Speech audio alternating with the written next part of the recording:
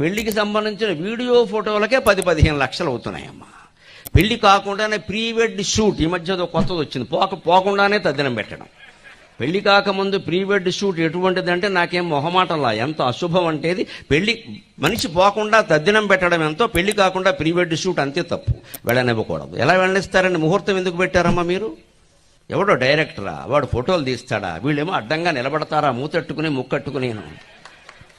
దీనికి ఒక పెద్ద సెట్టింగా, దీనికోసం ఊటీయా, తండ్రికేమో ₹1 కోటి లూటియా? ఇంత చేస్తే ఈ పెళ్లి అవుతుందో లేదో తెలియదా? అయినా కాపురం నిలబడుతుందో లేదో తెలియదా?